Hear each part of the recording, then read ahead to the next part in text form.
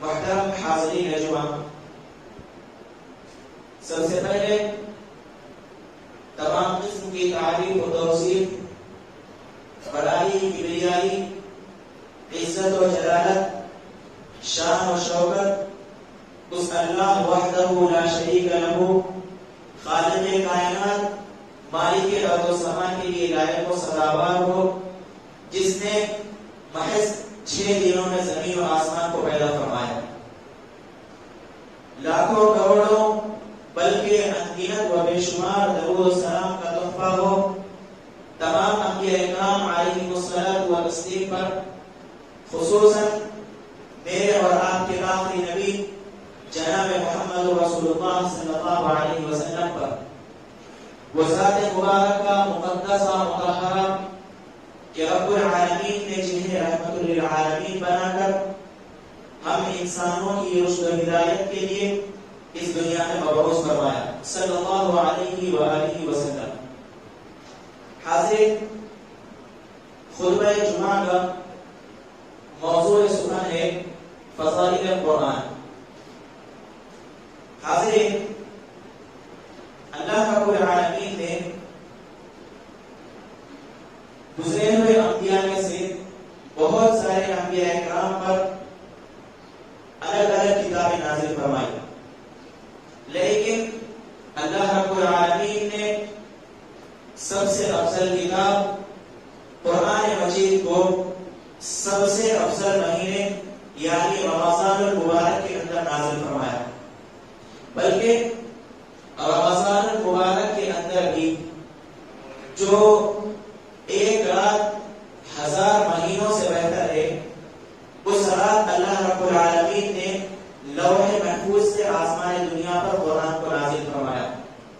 چنانچہ اللہ نے اس بات کی وضاحت کرتے ہوئے فرمایا، شہر رمضان الذی انزل فیہ القرآن ھدی للناس وبینات من الھدی والفرقان، کہ رمضان کا مہینہ وہ بابرکت مہینہ ہے کہ جس میں قرآن کو نازل کیا گیا، ھدی للناس، اور یہ قرآن تمام انسانیت کے لیے ہدایت ہے، وبینات من الھدی والفرقان، اور اس قرآن کے اندر حق اور باطل کے درمیان تمیز کرنے والی نشانیاں ہیں۔ اس کی اور وضاحت کرتے ہوئے اللہ نے سورۃ القدر کے اندر فرمایا، انا انزلناہ فی لیلۃ القدر، کہ ہم نے اس قرآن مجید کو لیلۃ القدر کے اندر نازل فرمایا۔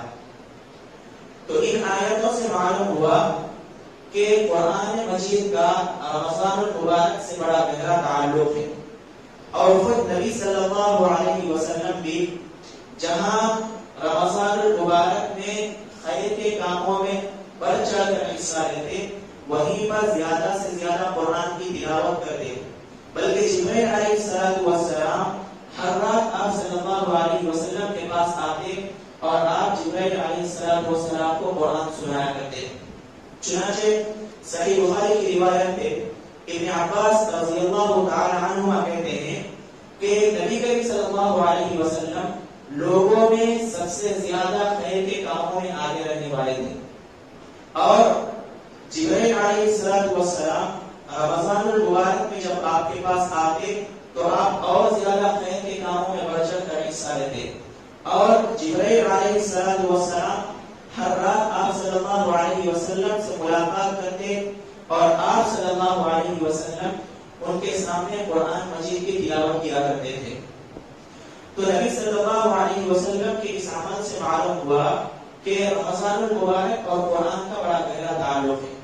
تو آئیے اللہ رب العالمین کی اسی عظیم کتاب کے چند فضائل کو دیکھتے ہیں۔ اللہ رب العالمین سے دعا کیجیے کہ اللہ رب العالمین سب سے پہلے مجھے، ثانیاً آپ تمام کو ان فضائل کو حاصل کرنے والا بنائے۔ حاضرین، قرآن مجید کی سب سے پہلی فضیلت یہ ہے کہ قرآن مجید یہ اللہ رب العالمین کا کلام ہے۔ اللہ رب العالمین نے قرآن کو 7 آسمان سے اپنے نبی صلی اللہ علیہ وسلم پر جبرائیل علیہ السلام کے ذریعے نازل کیا۔ یہ قرآن کسی انسان کا بنایا ہوا قرآن نہیں ہے، بلکہ یہ اللہ رب العالمین کی جانب سے۔ اللہ رب العالمین نے اپنی کتاب مقدس کے اندر کئی جگہوں پر اس بات کی وضاحت کرتے ہوئے فرمایا، کہیں اللہ رب العالمین نے فرمایا وَإِنَّهُ لَتَنزِيلُ رَبِّ الْعَالَمِينَ کہ یہ کتاب اللہ رب العالمین کی جانب سے نازل کردہ ہے. نزل به الروح الامین علی قلبک لتکون من المنذرین جسے جبرائیل علیہ السلام نے آپ کے دل پر اتارا ہے تاکہ آپ ڈرانے والوں میں سے ہو جائیں. بلسان عربی مبین اور یہ قرآن فصیح عربی زبان میں ہے. وَإِنَّهُ لَفِي زُبُرِ الْأَوَّلِينَ اور اس قرآن مجید کا ذکر گزری ہوئی آسمانی کتابوں کے اندر بھی ہے. یعنی اس آیت کا مطلب یہ ہے کہ اللہ رب العالمین نے اس قرآن کو جبرائیل علیہ السلام کے ذریعے آپ صلی اللہ علیہ وسلم کے دل پر نازل فرمایا تاکہ آپ کافروں کو اللہ رب العالمین کے عذاب سے ڈرانے والے بن جائیں تاکہ وہ کافر اپنے کفر کو چھوڑ کر دین اسلام میں داخل ہو جائیں. اور نہ صرف یہ بلکہ دیگر جو آسمانی کتابیں ہم سے پہلے نازل کی گئی تھی ان کے اندر بھی قرآن مجید کا ذکر ملتا ہے. حضرت اسی طرح سے اس قرآن کو اللہ رب العالمین نے فرقان کہا. فرقان کا معنی ہوتا ہے حق اور باطل کے درمیان، صحیح اور غلط کے درمیان، اچھے اور برے کے درمیان تمیز کرنے والی چیز.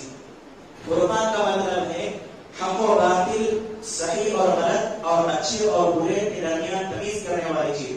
چنانچہ قرآن کی ایک فضیلت یہ بھی ہے کہ قرآن اچھے اور برے کے اندر تمیز کرتا ہے، صحیح اور غلط کے اندر قرآن تمیز کرتا ہے. یہ کتاب اچھائی اور برائی کے اندر تمیز کرتی ہے. لوگوں کو یہ کتاب بتاتی ہے کہ یہ راستہ صحیح ہے اور یہ راستہ غلط ہے، یہ راستہ جنت کی طرف لے جانے والا ہے اور یہ راستہ جہنم کی طرف لے جانے والا ہے. چنانچہ اللہ نے فرمایا تبارک الذی نزل الفرقان علی عبدہ لیکون للعالمین نذیرا کہ بابرکت ہے وہ ذات جس نے فرقان یعنی قرآن مجید کو اپنے بندے یعنی نبی صلی اللہ علیہ وسلم پر نازل کیا تاکہ وہ تمام عالم کو ڈرانے والے بن جائیں. تو یہاں دیکھیے اللہ رب العالمین نے اپنی کتاب کو فرقان کہا اور فرقان کا معنی حق اور باطل کے درمیان تمیز کرنے والی چیز. اسی طرح اللہ رب العالمین نے ستاروں کے محل رکوع کی قسم کھاتے ہوئے قرآن کی عظمت کو بیان کیا.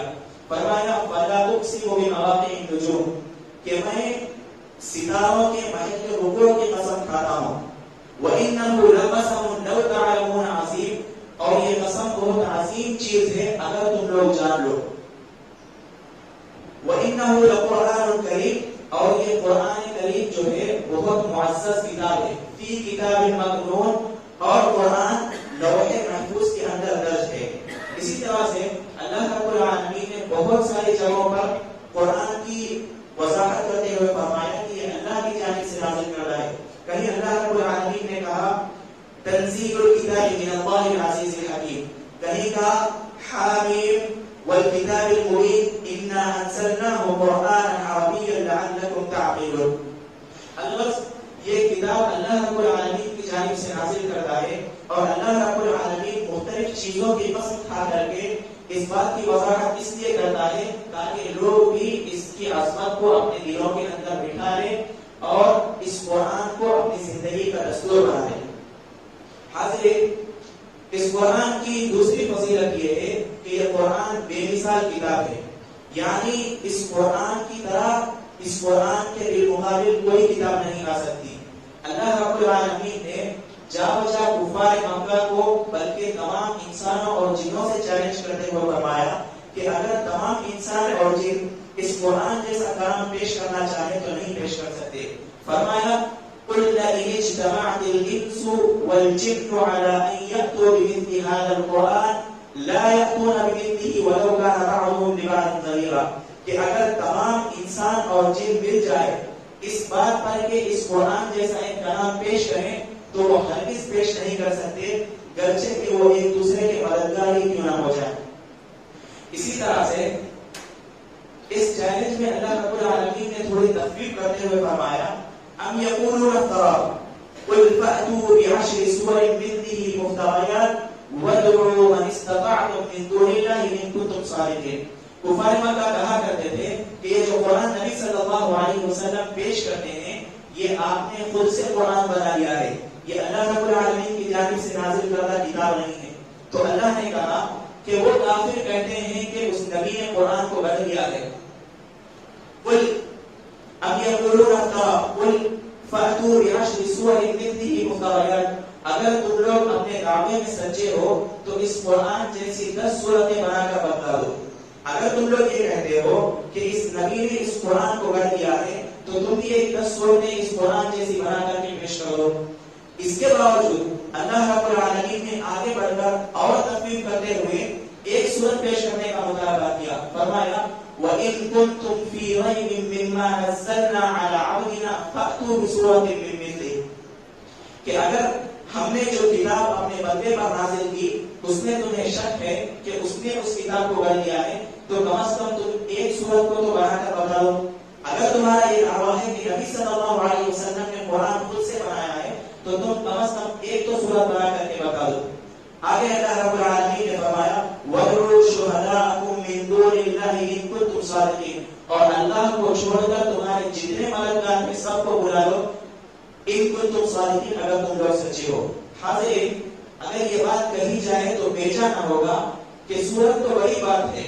اگر پوری انسانیت اور پورے جن ایک دوسرے کی مدد کرتے ہوئے قرآن کی ایک آیت، قرآن کی طرح ایک آیت بنانے کی کوشش کریں تو قیامت قائم ہو جائے گی، لیکن قرآن کی ایک آیت بنا نہیں سکتا. یہ قرآن کی فضیلت ہے کہ قرآن بے مثال کتاب ہے. اللہ رب العالمین نے روز اول ہی سے چیلنج کیا ہے کہ قرآن کی طرح اگر کوئی کلام پیش کر سکتا ہے تو کرے، لیکن آج تک اللہ رب العالمین کے فضل سے قرآن کے مطابق کسی نے کوئی کلام نہیں پیش کیا اور نہ قیامت تک کوئی پیش کر سکتا ہے. حاضرین، اسی طرح سے قرآن مجید کی ایک تیسری فضیلت یہ ہے کہ قرآن مجید انسان کو سیدھا راستہ دکھاتا ہے.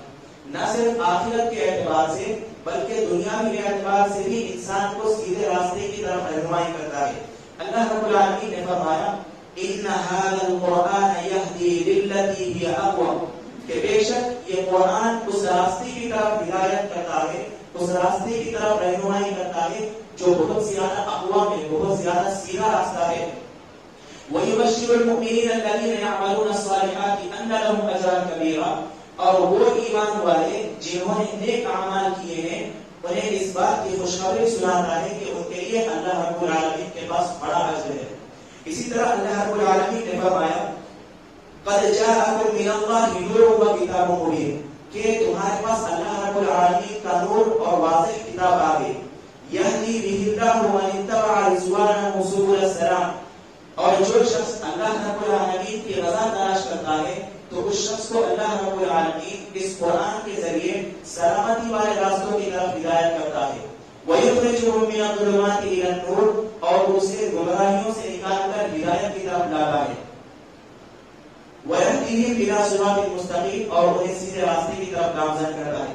یعنی اس آیت کا مطلب یہ ہے کہ جو شخص اللہ رب العالمین کی خوشنودی چاہتا ہے، جو شخص اللہ رب العالمین کو راضی کرنا چاہتا ہے، تو اللہ تعالیٰ اس قرآن کے ذریعے اس شخص کو سلامتی والے راستے پر چلاتا ہے، جنت والے راستے پر چلاتا ہے، اور گمراہیوں سے نکال کر ہدایت کے راستے پر لاتا ہے جو کہ سب سے سیدھا راستہ ہے.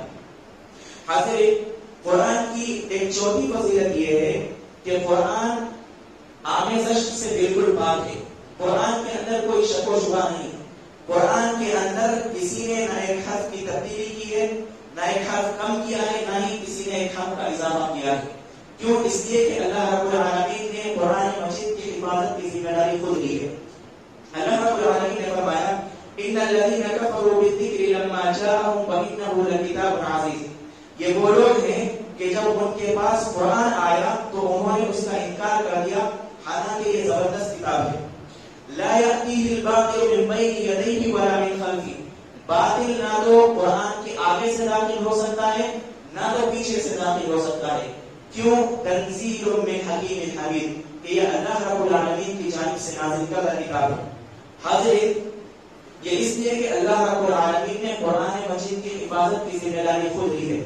اللہ رب العالمین نے فرمایا انا نحن نزلنا الذکر وانا له لحافظون، بے شک ہم نے آپ پر ذکر کو نازل کیا اور ہم ہی اس کی حفاظت کرنے والے ہیں. چنانچہ اللہ رب العالمین اپنے بندے حضرت جبرائیل علیہ السلام کو قرآن کی کچھ آیتیں دیتے اور وہ نبی صلی اللہ علیہ وسلم کے پاس آ کر کے ان آیتوں کی تلاوت کرتے اور آپ صلی اللہ علیہ وسلم ان آیتوں کو یاد کرنے میں کچھ جلد بازی سے کام لیتے، تھوڑا جلدی کرتے، تو اللہ رب العالمین نے آپ کو اس فعل سے منع کرتے ہوئے فرمایا لا تحرک لسانک لتعجل بہ، کہ آپ اس کتاب کو، ان آیتوں کو یاد کرنے میں اپنی زبان کو تیز نہ چلائیں.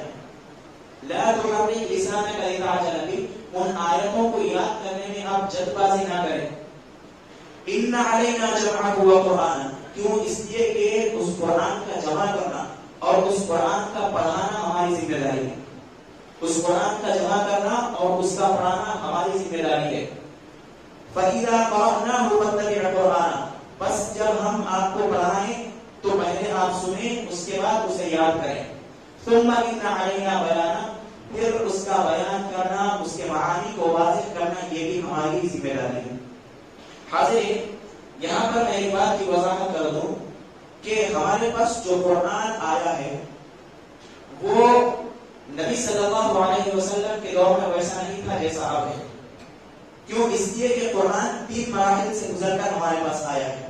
سب سے پہلا مرحلہ نبی صلی اللہ علیہ وسلم کا ہے، یعنی نبی صلی اللہ علیہ وسلم کے دور میں جب کبھی کوئی مسئلہ پیش آتا تو اللہ رب العالمین آیت کو نازل کر دیتا، اور آپ صلی اللہ علیہ وسلم نے چند صحابہ کرام کو مخصوص کر دیا تھا کہ وہ قرآن کی آیتوں کو لکھیں.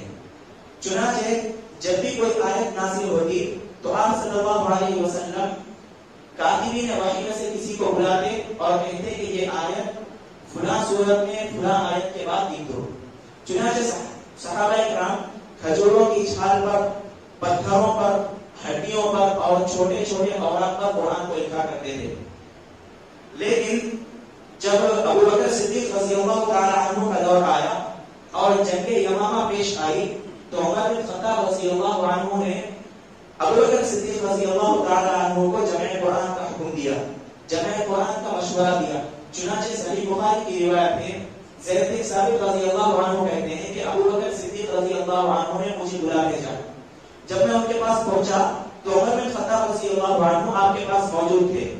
ابو بکر صدیق رضی اللہ عنہ نے مجھ سے مخاطب ہوتے ہوئے فرمایا کہ اے زید بن ثابت، عمر بن خطاب میرے پاس آئے اور انہوں نے مجھ سے کہا کہ جنگ یمامہ میں بہت سارے حفاظ قتل کیے جا چکے ہیں، اور اگر حفاظ اسی طرح دن بدن قتل کر دیے جائیں تو قرآن ضائع ہونے کا خطرہ ہے، لہذا آپ قرآن کو جمع کرنے کا حکم دیں.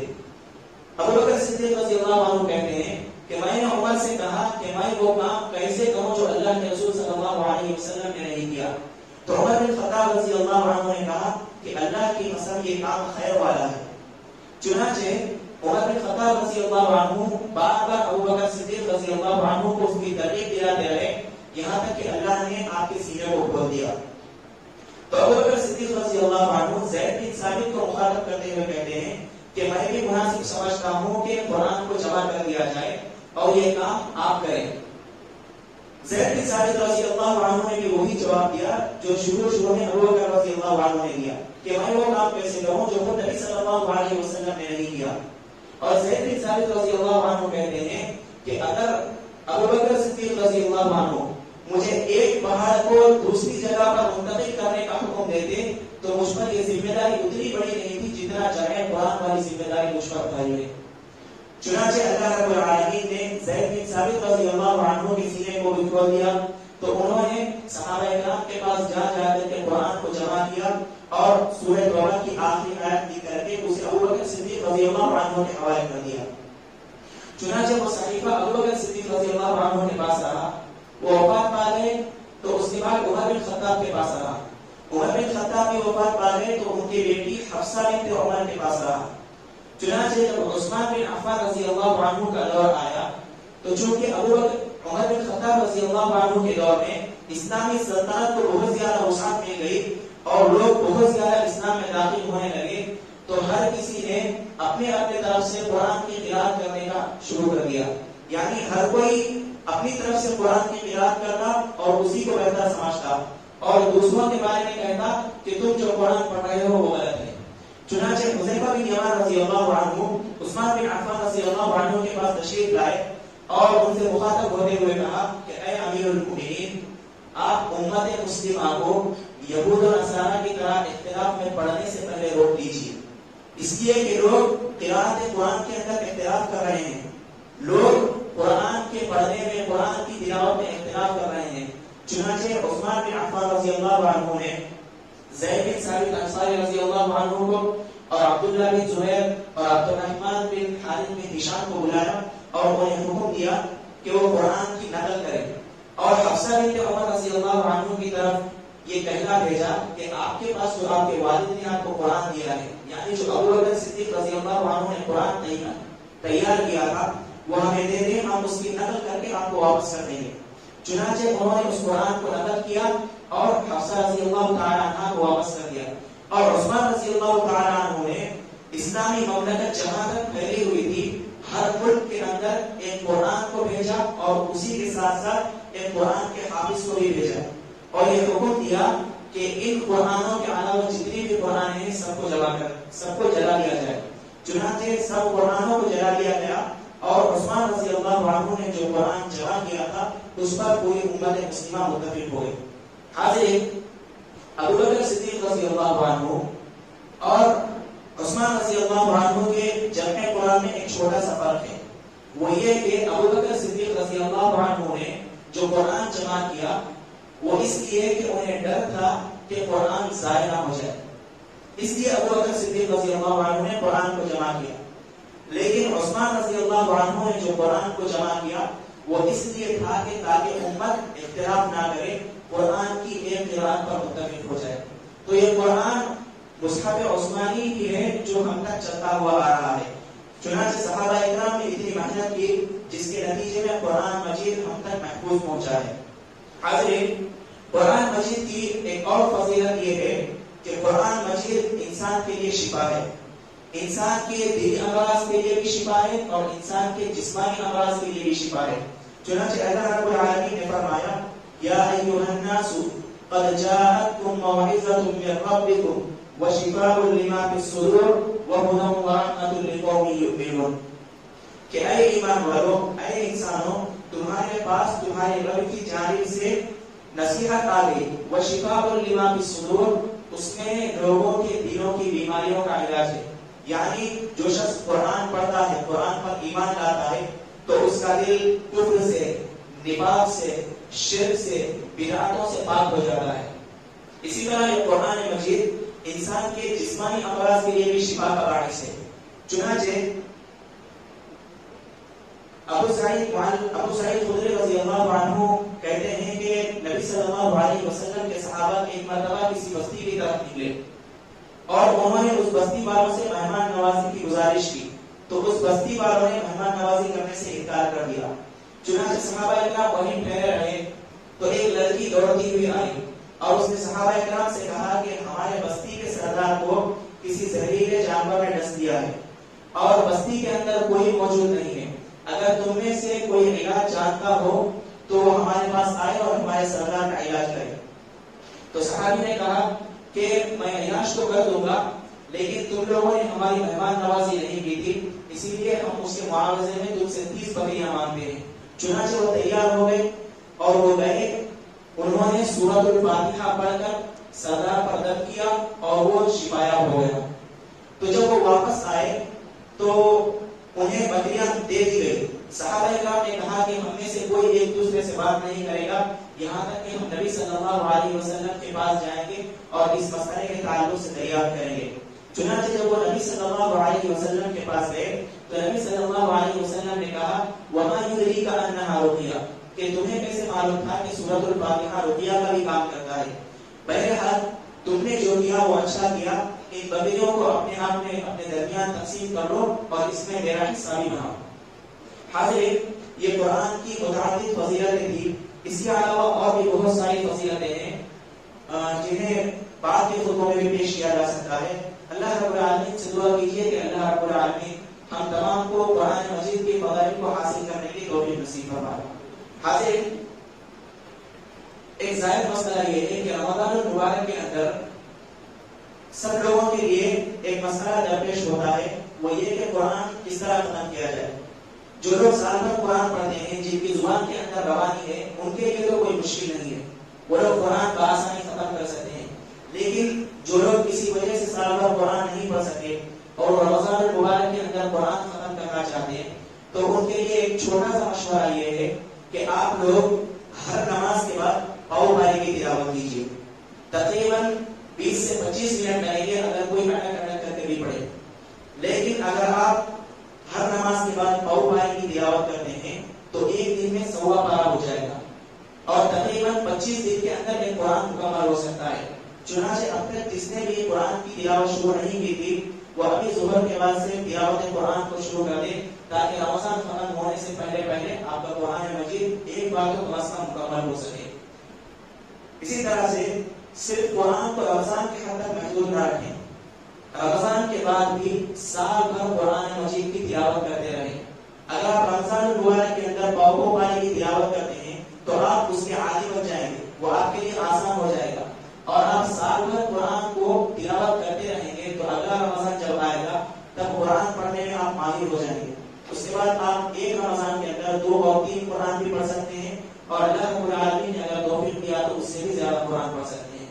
کہنے کا مطلب یہ ہے کہ قرآن بہت زیادہ فضائل والی کتاب ہے، قرآن کی بہت زیادہ خصوصیتیں ہیں. اس کے ایک حرف پر 10 نیکیاں ملتی ہے. نبی صلی اللہ علیہ وسلم نے فرمایا جو قرآن کا ماہر ہوتا ہے، جو قرآن پڑھنے میں ماہر ہوتا ہے، وہ فرشتوں کے ساتھ، نیک فرشتوں کے ساتھ ہوتا ہے. جو شخص قرآن کو مشقت کے ساتھ پڑھتا ہے، اٹک اٹک کر پڑھتا ہے، اسے مشکل ہوتی ہے، تو ایسے شخص کو اللہ رب العالمین دگنا اجر دے گا.